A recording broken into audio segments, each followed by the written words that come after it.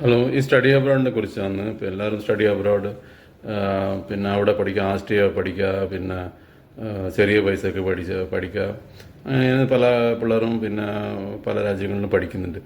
ഇതിൻ്റെ നിജാവസ്ഥ എന്താന്ന്, പഠിച്ച പിള്ളേരിൽ എത്ര ശതമാനം പിള്ളേർ അവിടെ പിന്നെ ജോലി കിട്ടി അവിടെ സ്ഥിരം താമസക്കാരാവും? അങ്ങനെ പിന്നെ സ്റ്റഡീസ് റിസർച്ച് റിപ്പോർട്ട്സ് ഒന്നും ഇല്ല.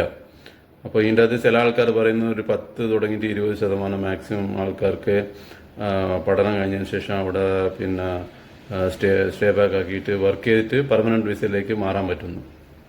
ചിലപ്പോൾ അവർ പറയുന്നതിൽ കുറേ വാസ്തവമുണ്ട്. അപ്പം വലിയ ലോണും പിന്നെ 30-40 ലക്ഷം രൂപ ലോൺ എടുത്തിട്ട് നമുക്ക് അവിടെ ജോലി കിട്ടാണ്ട് തിരിച്ചു വന്നിട്ട് ഈ ലോണ് വലിയ ബാധ്യതയായി EMI അടക്കാൻ പറ്റാണ്ട് പിന്നെ വീടുകളെല്ലാം ജപ്തി ചെയ്യാണ്ട്, അപ്പോൾ അത്രയും പിന്നെ കോംപ്ലിക്കേറ്റഡ് ആയ സംഭവമാണ് സ്റ്റഡി അബ്രോഡ് എന്ന് പറഞ്ഞത്.